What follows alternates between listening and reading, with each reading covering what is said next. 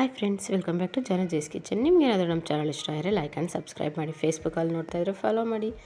ಬನ್ನಿ ಫ್ರೆಂಡ್ಸ್, ಇವತ್ತು ನಾವು ಮೈಸೂರು ಮಸಾಲ ದೋಸೆ ರೆಸಿಪಿ ಟ್ರೈ ಮಾಡೋಣ.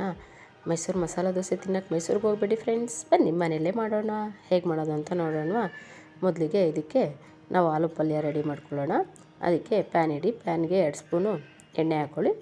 ಎಣ್ಣೆ ಕಾಯ್ದಮೇಲೆ 1 ಸ್ಪೂನ್ ಕಡಲೆಬೇಳೆ ಹಾಗೆ 1 ಸ್ಪೂನ್ ಉದ್ದಿನಬೇಳೆ ಹಾಕ್ಕೊಂಡು ಕ್ರಿಸ್ಪಿ ಆಗೋವರೆಗೂ ಫ್ರೈ ಮಾಡ್ಕೊಳ್ಳಿ. ಉದ್ದಿನಬೇಳೆ ಮತ್ತು ಕಡಲೆಬೇಳೆ ಫ್ರೈ ಆದಮೇಲೆ ಖಾರಕ್ಕೆ ತಕ್ಕಂಗೆ ಹಸಿಮೆಣ್ಸಿನ್ಕಾಯಿ ಹಾಕ್ಕೊಳ್ಳಿ. ಸ್ಪೈಸಿ ಇಷ್ಟಪಡೋರು ಸ್ವಲ್ಪ ಜಾಸ್ತಿನೇ ಹಾಕ್ಕೊಳ್ಳಿ, ಚೆನ್ನಾಗಿರುತ್ತೆ. ಈಗ ಇದಕ್ಕೇ ಸಣ್ಣದಾಗಿ ಉದ್ದಕ್ಕೆ ಕಟ್ ಮಾಡಿರೋ ಈರುಳ್ಳಿ ಹಾಕ್ಕೊಳ್ಳಿ. ಈರುಳ್ಳಿ ಸ್ವಲ್ಪ ಜಾಸ್ತಿನೇ ಹಾಕ್ಕೊಳ್ಳಿ ಫ್ರೆಂಡ್ಸ್, ಆಲೂ ಪಲ್ಯ ಸೂಪರಾಗಿರುತ್ತೆ ಈರುಳ್ಳಿ ಜಾಸ್ತಿ ಇದ್ದರೆ. ಈಗ ಈರುಳ್ಳಿ ಗೋಲ್ಡನ್ ಬ್ರೌನ್ ಆದಮೇಲೆ ಅದಕ್ಕೆ ರುಚಿಗೆ ತಕ್ಕಷ್ಟು ಉಪ್ಪು ಸೇರಿಸಿ ಈರುಳ್ಳಿ ಗೋಲ್ಡನ್ ಬ್ರೌನ್ ಆಗೋವರೆಗೂ ಫ್ರೈ ಮಾಡ್ಕೊಳ್ಳಿ. ಗೋಲ್ಡನ್ ಬ್ರೌನ್ ಆದಮೇಲೆ ಒಂದು ಸ್ವಲ್ಪ ಅರಿಶಿನ ಸೇರಿಸಿ ನೀಟಾಗಿ ಮಿಕ್ಸ್ ಮಾಡ್ಕೊಳ್ಳಿ. ನೀಟಾಗಿ ಮಿಕ್ಸ್ ಆದಮೇಲೆ ಬೇಯಿಸಿ ಸ್ಮ್ಯಾಶ್ ಮಾಡಿರೋವಂಥ ಆಲೂಗಡ್ಡೆ ಸೇರಿಸಿ ನೀಟಾಗಿ ಮಿಕ್ಸ್ ಮಾಡ್ಕೊಳ್ಳಿ.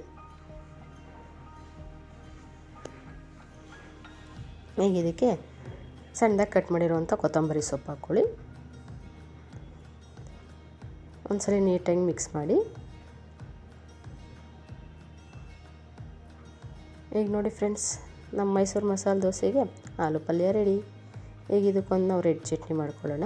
ಅದಕ್ಕೆ ಬಿಸಿನೀರಲ್ಲಿ ನೆನೆಸಿರೋವಂಥ ಬ್ಯಾಡಗಿ ಮೆಣಸಿನ್ಕಾಯಿ ಹಾಕ್ಕೊಳ್ಳಿ. ಒಂದು 4ರಿಂದ 5.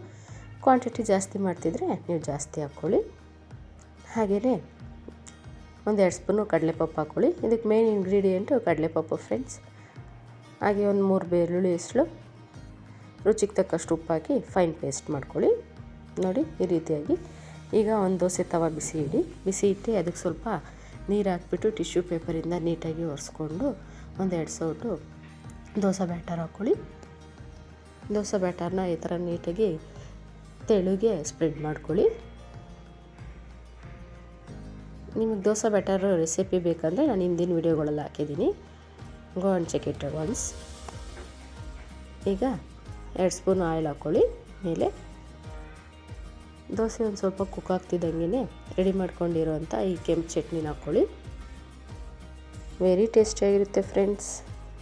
ಈ ಮಳೆಗಾಲದ ಸೀಸನ್ನಿಗೆ ಈ ಸ್ಪೈಸಿಯಾಗಿರೋ ರೆಡ್ ಚಟ್ನಿ ಯೂಸ್ ಮಾಡ್ಕೊಂಡು ಮೈಸೂರು ಮಸಾಲೆ ದೋಸೆ ಮಾಡಿಕೊಂಡು ಈ ಥರ ಆಲೂ ಪಲ್ಯ ಹಾಕ್ಕೊಂಡು ತಿಂತಾಯಿದ್ರೆ ಫ್ರೆಂಡ್ಸ್, ಆಹಾ ಏನು ಸೂಪರಾಗಿರುತ್ತೆ ಗೊತ್ತಾ.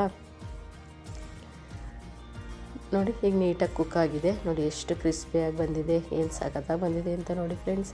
ನೀವು ಮನೆಯಲ್ಲೇ ಕೂಡ ಮಾಡಿಕೊಂಡು ಟೇಸ್ಟ್ ಮಾಡಿ ಮೈಸೂರು ಮಸಾಲೆ ದೋಸೆ. ಮೈಸೂರಿಗೆ ಹೋಗಬೇಕಾಗಿಲ್ಲ ಫ್ರೆಂಡ್ಸ್, ಬನ್ನಿ ನಾವು ಮನೆಯಲ್ಲೇ ಟ್ರೈ ಮಾಡೋಣ. ಹೇಗಾಗಿದೆ ಅಂತ ನೋಡೋಣ ಫ್ರೆಂಡ್ಸ್. ನನಗಂತೂ ವೆಯ್ಟ್ ಮಾಡೋಕ್ಕಾಗ್ತಿಲ್ಲ. ಬನ್ನಿ ಟೇಸ್ಟ್ ಮಾಡೋಣ. ಈ ಮಸಾಲೆ ದೋಸೆನ ಯಾವಾಗೂ ಮಧ್ಯದಿಂದನೇ ಟೇಸ್ಟ್ ಮಾಡಬೇಕು ಫ್ರೆಂಡ್ಸ್, ಆವಾಗ ನಮ್ಗೆ ಆಲೂ ಪಲ್ಯ ಈಸಿಯಾಗಿ ಸಿಗುತ್ತೆ. ನೋಡಿ ಏನು ಸಖತ್ತಾಗಿದೆ ಅಂತ.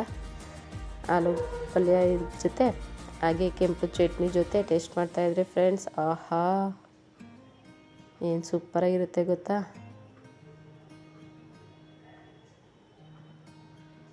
ನಿಜವಾಗ್ಲೂ ಫ್ರೆಂಡ್ಸ್ ಸೂಪರಾಗಿದೆ ಟೇಸ್ಟ್ ಮಾತ್ರ. ನೀವು ಟ್ರೈ ಮಾಡಿ ಕಮೆಂಟ್ ಮಾಡಿ ತಿಳಿಸಿ. Thank you.